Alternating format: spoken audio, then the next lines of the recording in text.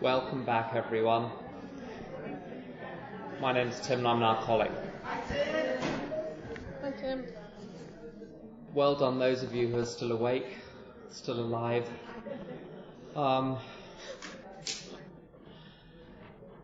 So step 5. I've taken step 5 a number of times. Some people have the experience that they've only needed to go through the first 9 steps once, and that's fine. Footnote, we all get to have different experiences in AA. No one has to explain their experience. Just have to say what our experience is. And if your experience is different than mine, that's fine. It doesn't mean someone's right and someone's wrong. It just means you have your experience, I have mine. My experience is that I've had to do step 5 more than once. I did step 5 when I was a few months sober back in 1994. But I build up clutter in my mind over the course of the year. I'm going to do a bunch of things I'm not very proud of. Over the years, over the last 20 years, my life has got bigger and bigger and bigger. And let's go back to the first time though. My first step 5 wasn't a big deal. I had, as I said earlier, I had 5 sheets of paper. And all I had to do, my only job in my step 5 was to say what was on the pieces of paper. And there were all sorts of terrible things that had happened to me in my life, which I got to talk about. There were all sorts of terrible things I'd done, some of them in response to the terrible things that had been done to me, sometimes off my own bat. And what was amazing about my step 5, the actual process was very simple, you just talk. What was amazing to me was that the man in front of me was unimpressed by the whole thing. He wasn't shocked, he wasn't disturbed. You see, I told parts of my story to helping professionals. Now, when you tell your story to a psychiatrist and the psychiatrist looks troubled, and they start immediately writing notes and making recommendations, you know you're in serious trouble. So you have to start to backpedal and minimize before more drastic action than you had anticipated is taken. So with my behaviour when I was sober, before I ever drank, and certainly with my behaviour once I was drinking, I got perilously close to having more supervision by the authorities than I wanted. So I would find ways, as soon as I was getting anywhere near the truth, of pulling back and, as I say, minimising. Now with this bloke, I could absolutely let rip. I could tell him absolutely anything and he would look slightly bored, he would look out of the window. He'd stop me mid-sentence to ask if I wanted another cup of tea. And at the end of it, he said, "Do you want a pizza?" Now, this didn't solve my problems, because we don't solve each other's problems. If I ever, by the way, try to solve any of your problems, please just back away slowly. Don't let me near you. I told the truth and had someone else hear it without any kind of judgment, and that did a lot. It put my problems into perspective. In step 6 and 7, I'm not a big 12 and 12 person. The 12 and 12, in case you don't know, is the affectionate name for the book, The 12 Steps and the 12 Traditions. And there are lots of amazing things in there, which I just think are wonderful, and which I don't think we read it nearly enough. The stuff in step 12 is gold dust. But the stuff in step 6 and 7, I've tried to make it help me, but it doesn't. I like what's in the big book, which is, I have no big book. Can I borrow yours? I don't have it memorised, but that's fine because that's why they wrote it down, so I don't have to have it memorised. 76 for...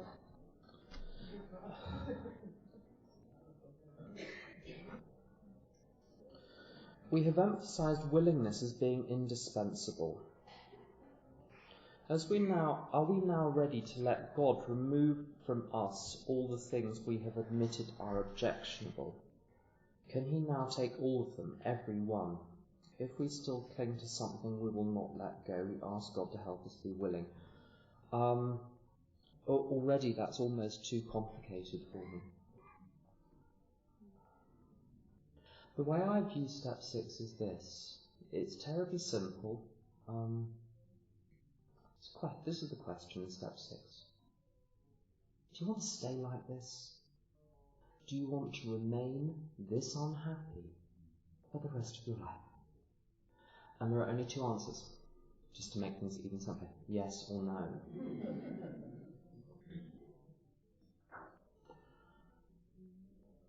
If the answer is no, I don't want to stay like this, then everything is up for grabs. And just to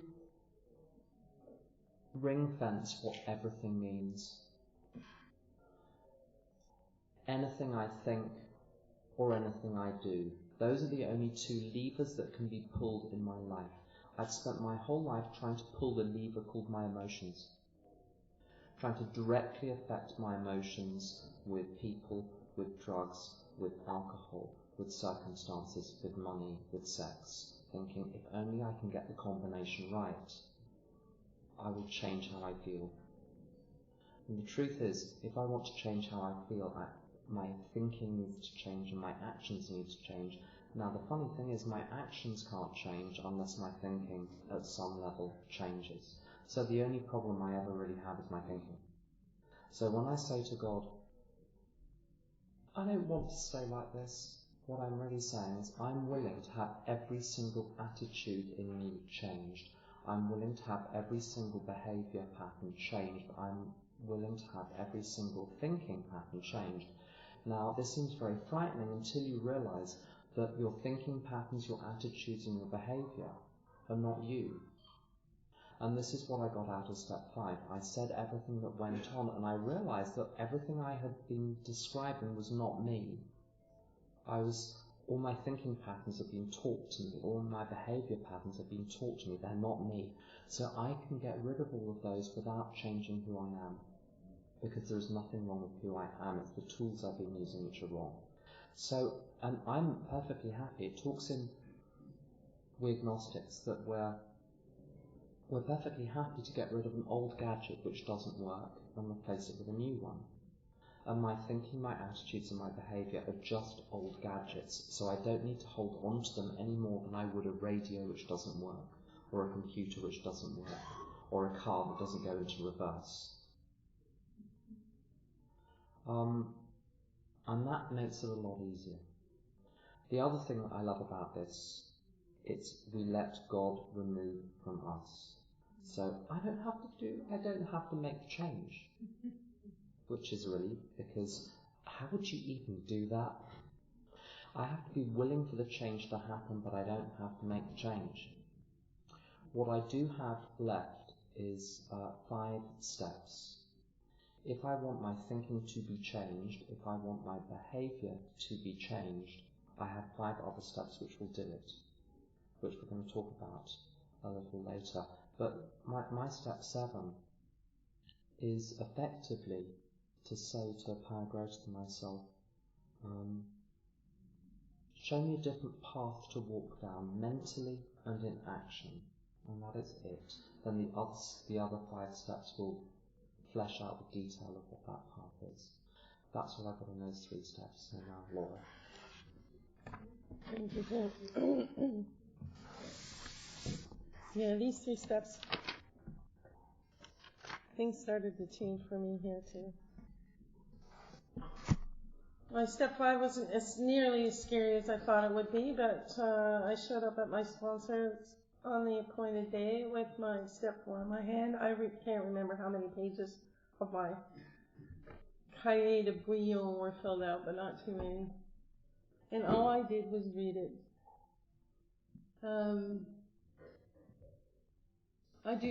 I listen to step 5 basically the way my sponsor did with me, and that is we share the reading of the first few pages of this chapter into action, and then we get to 75 where it says we pocket our pride and go to it. And that's what I did. And my sponsor didn't say very much. I tried to be as honest as possible. There was the question at the end, had I left out any secret that I had vowed to take to the grave? And sometimes we do that in our group. Sometimes we do that at the beginning. And I really didn't believe I'd left anything out. But my sponsor had to clarify a few things in column 4. I tried to be very column 4 as laid out in this book, which is not in a column, but anyway. But my character defects, which are listed on page 67. Selfish, self-seeking, dishonest, fearful, and my sponsor had added one, which isn't in black and white in here, but it was called playing God. He said, if you have especially in resentments, if you had a resentment against someone, you couldn't put your finger on what your defect was, he said, put playing God and we'll talk about it later. Well, that comes under the third step. It said we had to quit playing God, but at the time I didn't understand. And I found out I had been playing God a lot in my life. But I tried to make sure my effort at being thorough was to look for those things everywhere.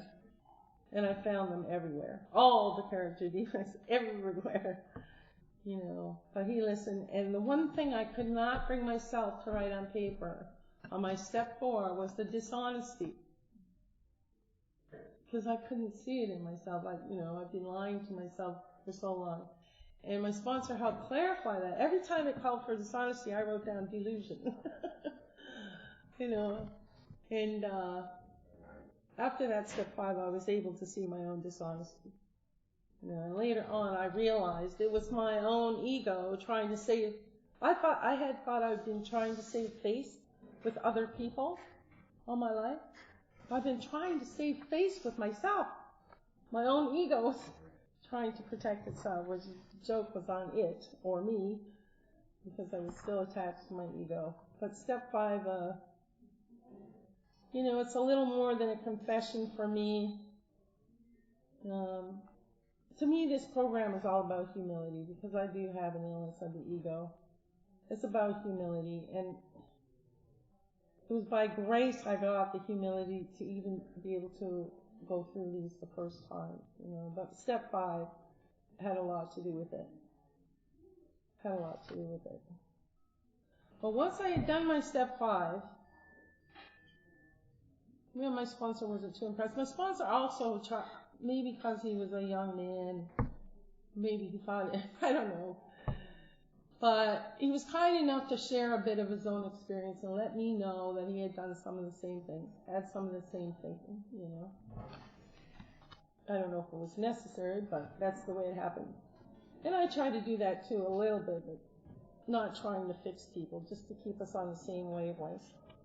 And then I was told to go home, take this book down from the shelf, because that's the part of this instructions for step 5. You go by the book and sit quietly for an hour, which is what I did.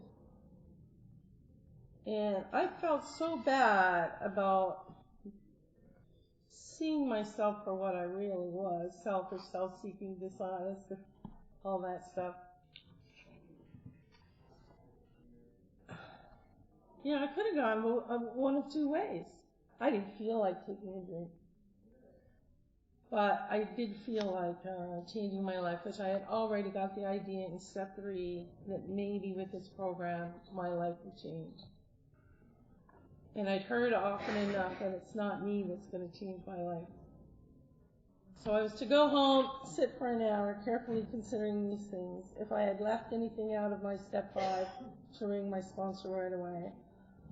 I didn't think I'd left anything out, so I proceeded to steps 6 and 7 that very evening. And it's very clear, step 6. I don't want to really bore you with repetition. But it's so simple. My grant sponsor says, read the black bits. Don't read between them. Don't overcomplicate it. It really is, just read what it says, the black part, not the stuff in between. You know? And I'm going to share this not to be judgmental, but I've learned just as much in meetings from things that aren't in this book or people that may not be working the program as I have from people who are doing it in a way that works for me. And I heard for years on and off people seemingly stuck on 6 and 7 for years. Now I know they were probably balking. But very often I hear people on step 6, they're looking for their character defects. They use step 6 to look for their character defects, the things that they have admitted. But this says the things I have admitted are objectionable. So luckily, and I'm not trying to sell this really, I know it worked for me. I understood through step 4 and mainly 5, face to face with another alcoholic, with something greater than ourselves in the room, I understood that those things were objectionable. And I understood that my character defects were linked directly to whether I would drink again or not. You know, I just knew that in my guts. So step 6. And for a couple of years to myself, I called this a baby step. Maybe it is a baby step. Because, of course, the Oxford group had 5 or 6 steps, you know, half the number we have, where AA came from. But it is an important step. I mean, if you're not ready, you're not ready. But luckily,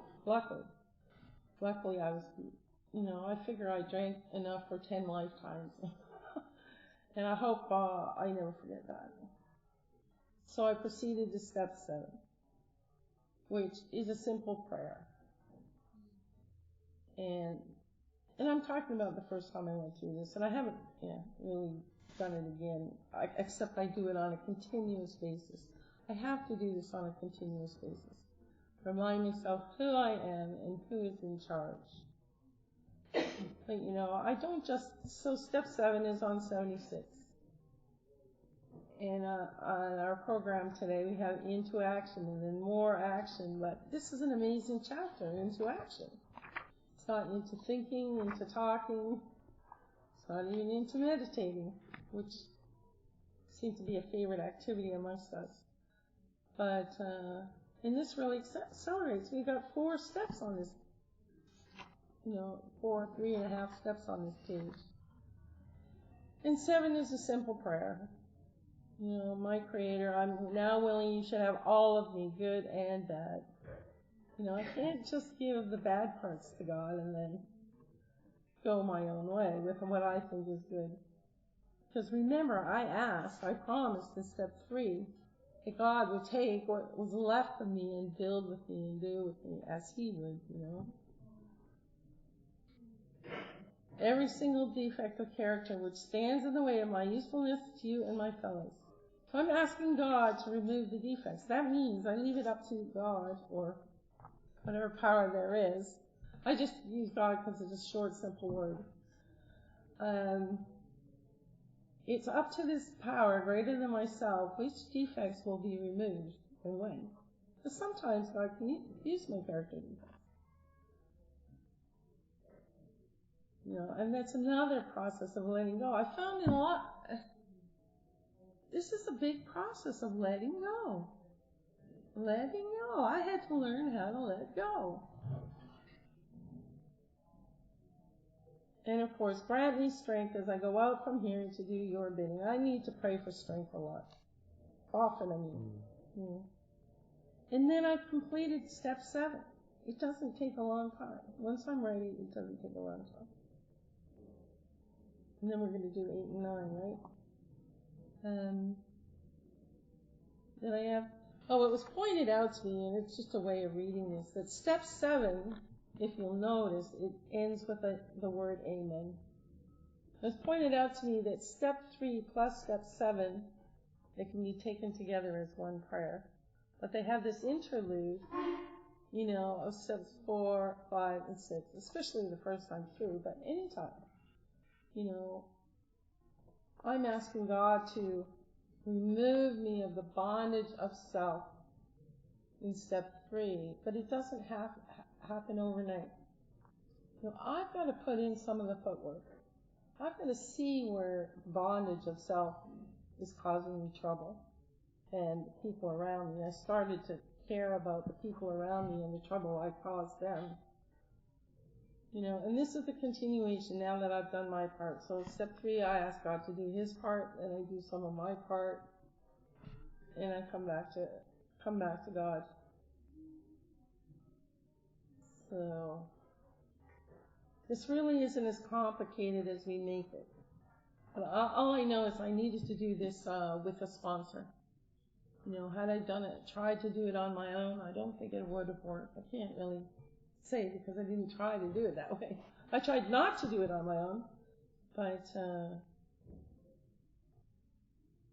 I need AA, and I need to be surrounded by people who are doing the same kind of things. So thank you for being here.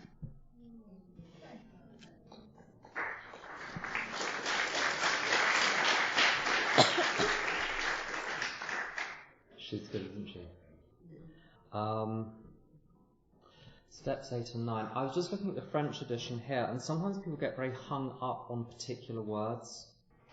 And I was noticing in step 8, in the French edition, it says toutes les personnes que nous avions lésées, and later on it says toutes les personnes que nous avions offensées, and then que nous avions blessées.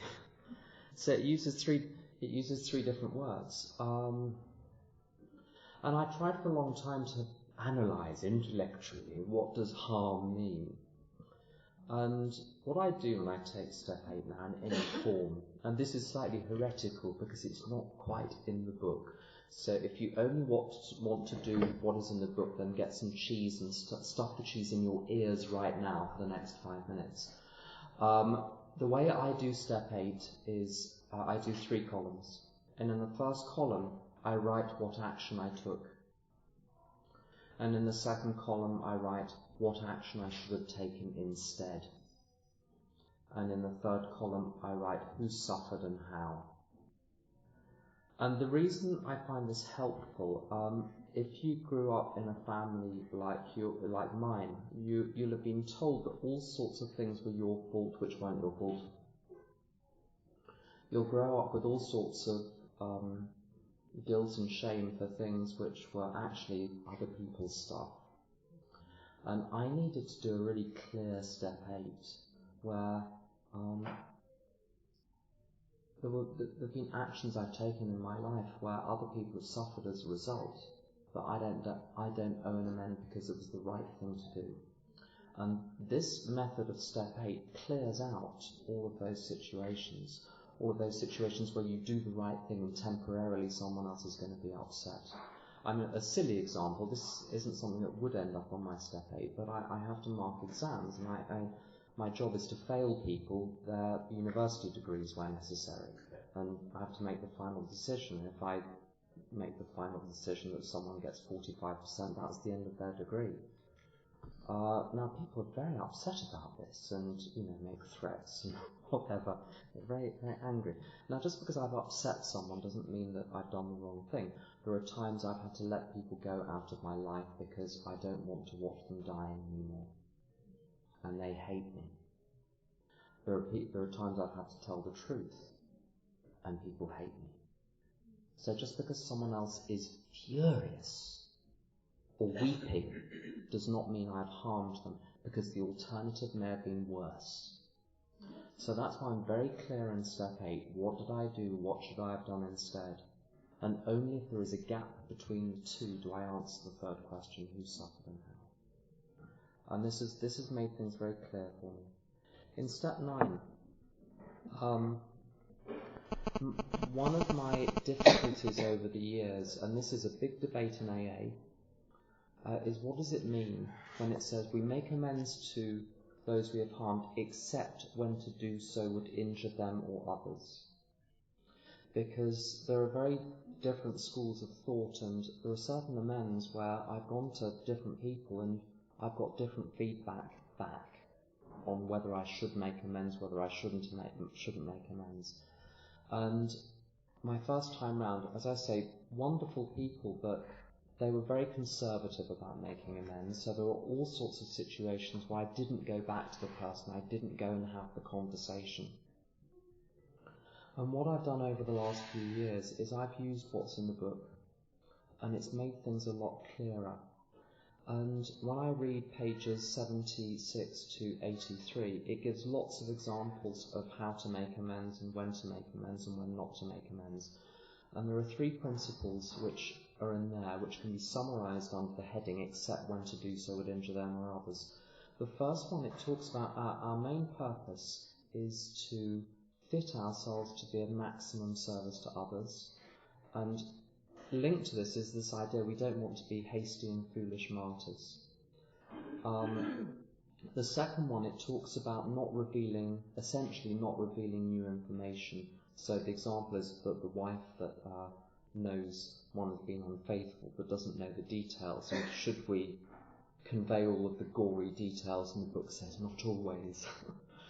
And the third thing is it's very clear we don't involve other people.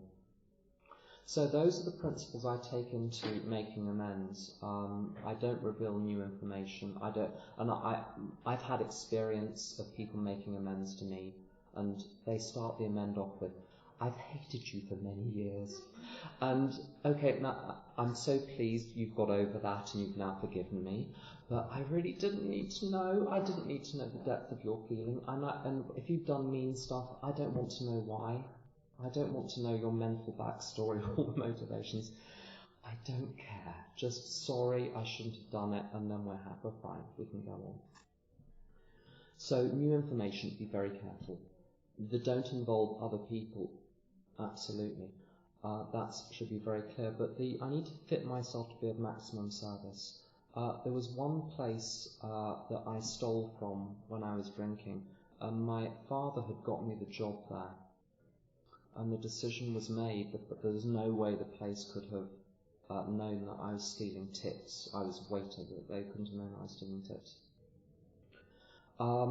The last thing that would have helped anyone's relationship, it wouldn't have helped my relationship with the institution that I worked for. It wouldn't have helped their relationship with my parents. My father was the mayor of the town in question. If I'd revealed this, no one's life would have been improved. I would have undertaken a heroic act and got egg on my face. Now, the money wasn't mine and I needed to give it back, and I found a way of returning the money. But I'm not one for heroic gestures. On the other hand, I hear an awful lot in AA, don't go back to ex-partners. You've hurt them enough already and they don't want the past being raked up. I'm afraid the whole principle behind making amends is raking up the past. It is, by nature, going back to people who've suffered. Now, the truth is, if they're over it, you can't hurt them. If they're not over it, all you can bring up is pain that is still there, working 100% of the time below the surface. When I'm not healed of something, it's a mechanism operating in me, dictating and conditioning my behaviour the whole time. When I make amends, all I am saying is I was wrong. I shouldn't have taken the action that I took. I regret the harm that it caused. I've never, and as I say, people have made amends to me for stuff that I was still hurting. I have never been harmed by someone saying I was wrong. And so if you're balking on an amend, ask yourself, have you ever been harmed by someone else admitting that they were wrong and regretting the pain that you're going through? And I can't think of a situation where, when the tables are turned, the book tells me to turn the tables, look at it from the other person's point of view, put yourself in their shoes. And when I've suffered at someone else's hands, those are the only two things I want to hear. I shouldn't have done that, and I'm sorry you suffered, and then we can be friends. That's all. And so I did go back to all the exes that I was told or suggested not to go back to. And this was now years later. And the funny thing is, with every single one, they tell you things that no one else can tell you because no one else was there. People say the past can't be changed. That's true. But the past, in as far as it is alive in me today, is my perception of what happened. If my perception of what happened can be changed, well, the past can be changed.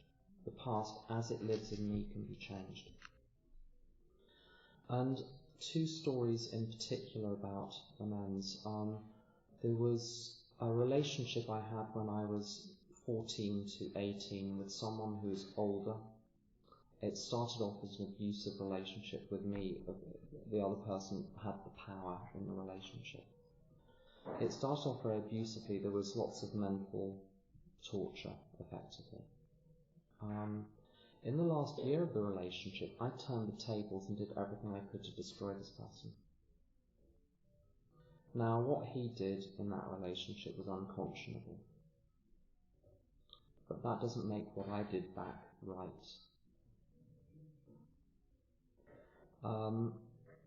Almost everyone in recovery told me not to approach this person. This is someone who has form as well, who has damaged a lot of other people, that some of whom I've been close to.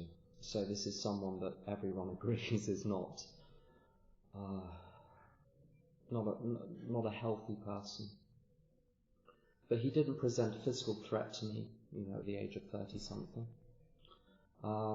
When they do, amends can be made over the phone or with someone watching carefully so that you can be safe. But I had a conversation where I didn't mention anything that he had done wrong. I didn't rake any of that up. I just said, look, in the last year of the relationship, I did this, I did, you know what I did. This is the thing, you're only telling them what they know. It's not like you're going to surprise them because they were there. So I talked about how I tried to turn other people against him, ruin his reputation, ostracize him. And I said I regretted deeply what I did. Now, I've been told my whole life, Tim, we love you, and we're one of God's children, and blah, blah, blah. I never believed any of it. I mean, I believed it intellectually as an intellectual proposition, but I never believed it at gut level. And what this bloke said to me was we loved and hated each other in equal measure. Now, I knew he had hated me, but I hadn't realized that he had continued loving me at some level despite all the torture, emotional and mental torture. I didn't realize that everything I did in retaliation had not affected or damaged or dampened that.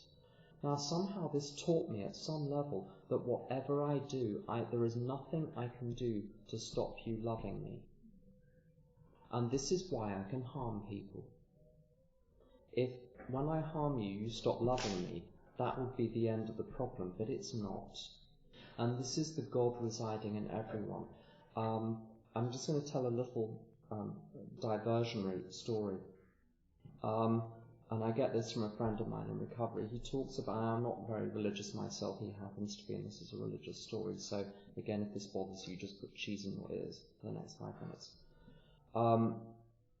He talks about the burning bush in the Bible. So Moses is walking along, he sees this bush burning, and as you would, you start talking to the bush. Now this may not be odd for any of you, but the odd bit is when the bush starts talking back. And he realizes that there is something supernatural going on here, and so he asks the voice in the bush, who are you? What's your name? And what he's expecting is a name. And in religions of the time, if you knew God's name and invoked God's name and sacrificed a goat, then you could get that God to do whatever you wanted that God to do. So it was transactional. And he said to this voice, "What are you? What is your name?" And the voice said, well, literally in Hebrew, it's "I am who am." Now, that gets translated in traditional texts as "I am that which has always been and will always be." Now, I don't connect to either the short form or the traditional translation. There is a modern translation of this. So this is God speaking to man and saying, no matter what you do, I will never let you go. And I can relate to that as an idea of a power greater than myself. And what I understood from making amends with the people I've harmed, no matter what I did, in their hearts they never let me go. Another amend, I was unfaithful to someone and hurt him very badly, and then we broke up, and when we broke up, he said to me, "If I ever see you again, I'm going to kill you." And so, of course, everyone said, don't go back looking. I found him. I've been looking for him variously over the years, but I only found a contact address. The moment I was doing my step 8, suddenly I looked again and he was there on the internet. So I found him and I wrote to him and I apologized. I was a neurotic wreck in a relationship. I was manipulative and abusive and I was unfaithful and I admitted it and we broke up. And so I made amends for this, and I've been taught to say in amends, is there anything else I've done that has harmed you that I haven't mentioned? And he said, oh yeah. So you grab something, wooden, and I said, what? He said, it took me 10 years to get over you. I have no idea the harm I have done to people, not because of the harm that I did, but because they loved me and I didn't know. And this has been the story all along. If you want to change your perspective of your past, go back and find everyone. And even for a 20 franc note I stole from where I was living at the age of 11, tiny little things, doesn't matter how big the rip in your mind is. It doesn't matter whether it's a tiny thing that happened 20 years ago. If it's still hurting, it's still hurting. If whenever they talk about honesty and integrity in a meeting, a roll call appears in your mind, it doesn't matter what it is, go and find them. And I can't tell you, if you haven't experienced the ability to go anywhere in the world and not be frightened of who's going to pop up in front of you, I wouldn't miss that experience for the world. So I recommend amends for changing your perception of the world so that you don't have to resort to drink to do the job for you. That's what I've got. Thank you.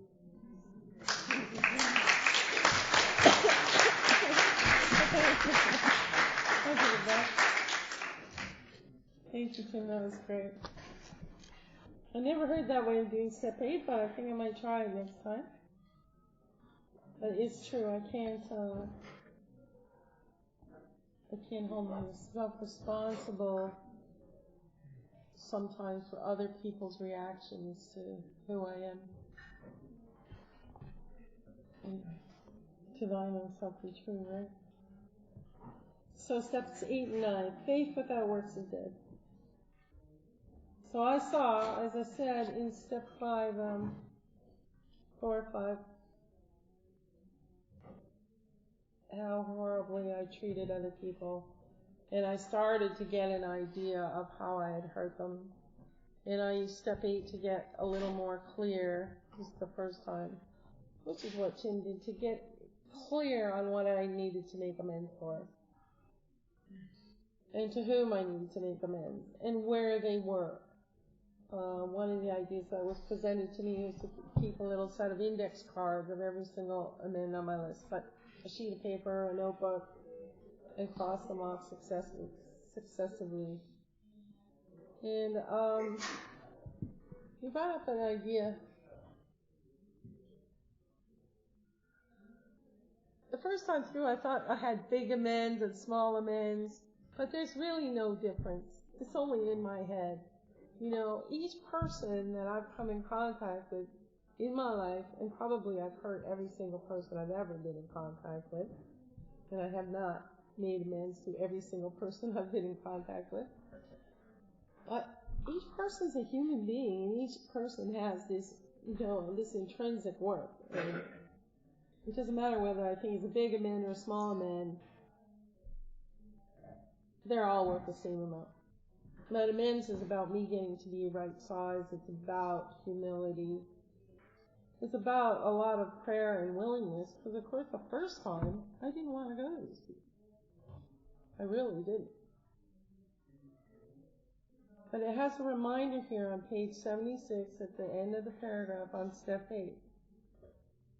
Well, the reminder about prayer. If we haven't the will to do this, we ask until it comes. But, yeah. And remember, it was agreed at the beginning we would go to any length for victory over alcohol. Later in the chapter it says, we agreed that we remind ourselves we're willing to go to any lengths to find a spiritual experience. And in the beginning I thought I was doing steps to stay sober, which I am, but I'm also doing this to clear away the wreckage and all the barriers between me and a power greater than myself, which amounts to the same end result. So far I've stayed sober. The one thing is I had to be, they talk about willingness, and I had honestly started in step 4 to understand that I had hurt other people. Because throughout my drinking years, I thought, and even in my early years in AA, I thought that I was the only one I was hurting. I thought these people around me, especially those closest to me, my father had already passed on, but my mother, who was far away, but was my mother, my husband, my own daughter, I thought they were big enough to handle my behavior. I was just so out of it. I was on planet Laura. That's where I was. But I had started to understand and of course through the meetings, how these people around me were human beings, and I had hurt them. And part of that was coming from trying to put myself in other people's shoes, which I hadn't done very much in my life. Trying to stay out of judgment in AA. Using the idea that I couldn't judge someone unless I'd walked a mile in their shoes. But I started to understand that, the top people on my resentment list were my mother and my ex-husband, the king and queen of my resentments. And little but slowly, I started to realize that they did what they had done that were on my list because of what I had done. Or because of their own character. My husband, it was all about the way he treated me, but he was scared shitless by my behavior and my drinking, and he was also very, very hurt.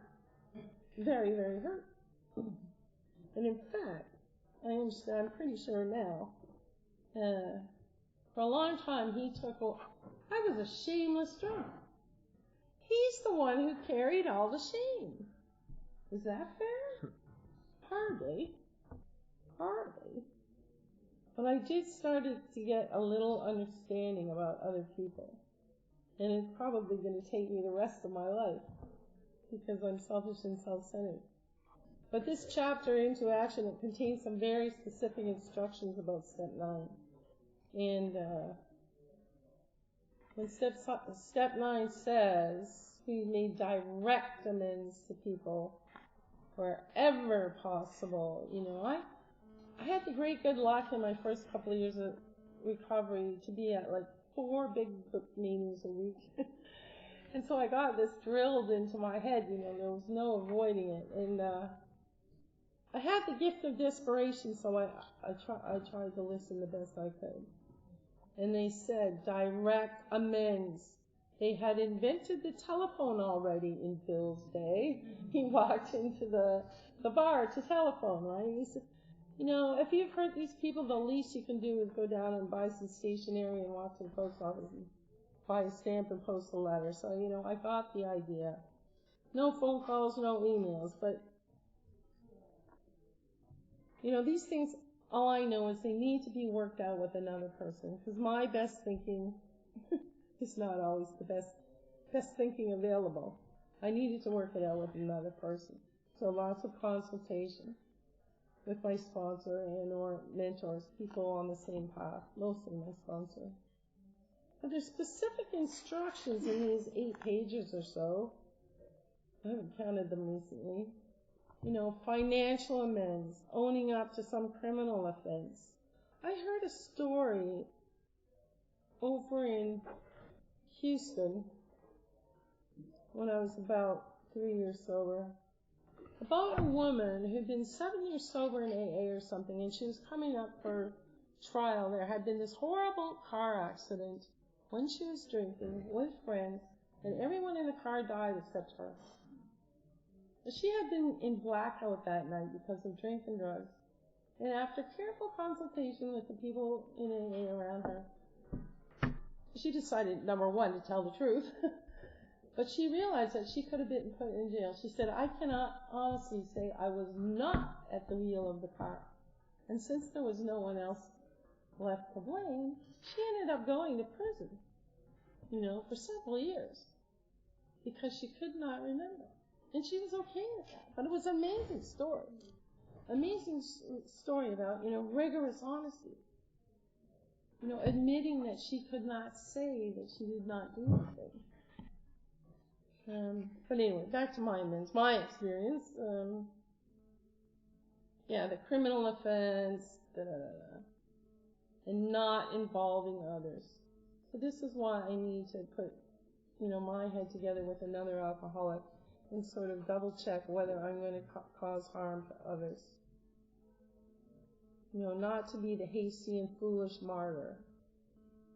Because my best thinking, I may end up involving someone else or hurting them. And then there's a story in here about the man who made public amends when he stood up in church. The reason, do you know why he made public amends? Because he had done public harm. This is the way it was taught to me anyway. But I saw that in action in our own intergroup some years ago. And some people had a problem with the way one member was operating. One member was just operating and carrying the message in not his own way, but as best he could, he thought, following the book. And some people took exception to the way he was telling the truth, to alcoholics, like about the deadly illness, etc., etc. But they decided to gang up on this man at an intergroup meeting. And one by one, they had written testimony and da-da-da-da. It was like a lynching. It was like a lynching, a public lynching. I hope I'm not upsetting anyone. Put the cheese in your ears. It was horrible. And I think they realized sometime during the afternoon what they had done. And one by one, behind closed doors, behind, they came and said, oh, sorry, maybe we're a little rough. But they never apologized to the people in the room in front of whom this man had been slandered, But that's the whole idea of the story on page 80, If I've gone around slandering someone, ruining their reputation, I may need to clear his name with the people I've ruined it with. Did that happen to me? I don't think so. Although I engaged in that type of behavior, but I try not to do that anymore. And most of the time, I don't. But that was all about me being insecure and ego-driven. And if I have to put someone down, it's because, I don't feel good about myself. It was all ego. But once God takes away my ego, I don't have to do that anymore. And this is the thing too, in amends, if you haven't done your amends, you'll probably be worried, ambivalent, diffident, scared. It's so true. On page 78, they say, in 9 times out of 10, the unexpected happens. And that's because I'm expecting the worst. But this story where the gentleman made public amends, stood up, admitted his wrong. It takes a big person to do that. It takes a big person to do that, but we get right size. That's what humility is, being right size, not too big, not too small. But he grows by this. But it says his action, admitting this horrible wrong in public, his action met widespread approval because it was the right thing. It was the right thing to do. Right? And now, admitting that he had done this horrible thing, he is one of the most trusted citizens of his town. And it's not surprising. Because this is a very rare thing these days. And I know myself, I tried to be a good person my whole life, and when on my own power I couldn't be a good person, I tried to brush my mistakes under the carpet. I tried to pretend they never happened.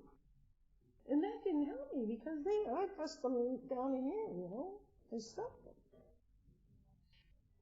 And I realized, as I said, I had only been trying to save face with myself. I realized in the end, all the rest of the world had seen me for who I really was.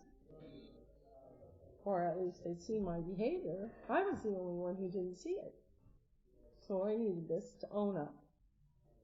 But it does say, and as Tim said, a sincere desire to set right the wrong. So I was told to knock on the door, explain what I thought I had done wrong, ask what the other, had I left anything out? Was I unaware of something I had done that hurt the other person? And finally, to ask what they needed from me to repair the damage.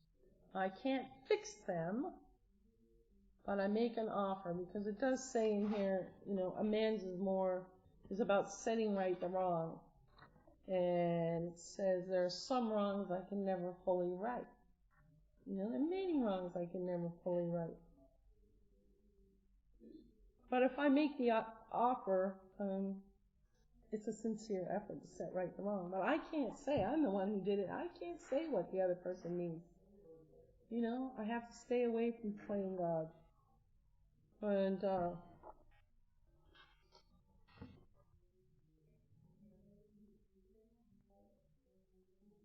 so many things that are written in this chapter have happened for me, but sometimes it's not satisfying.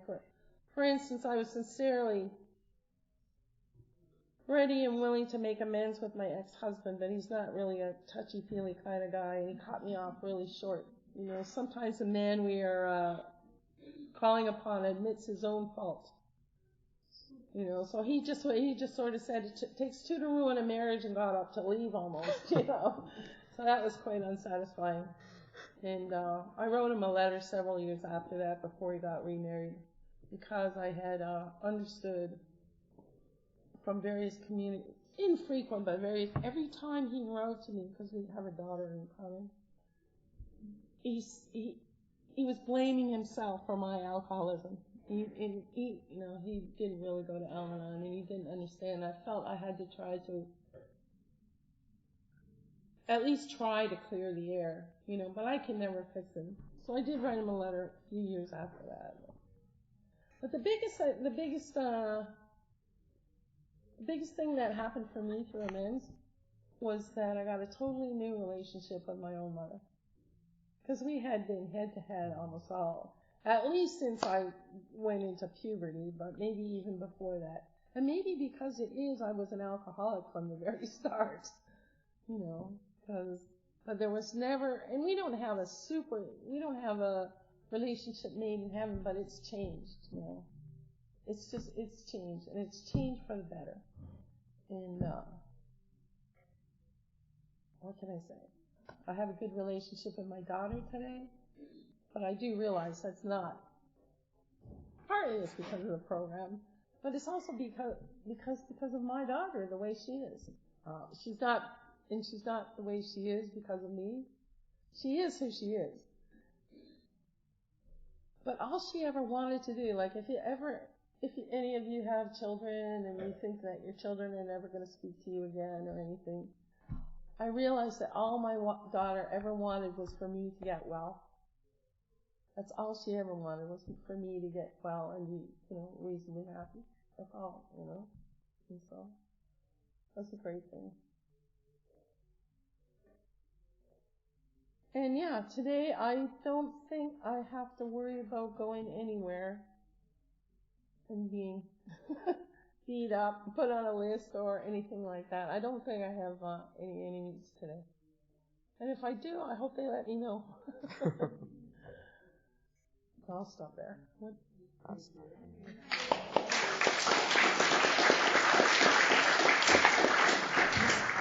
Thank you, Tim and Laura.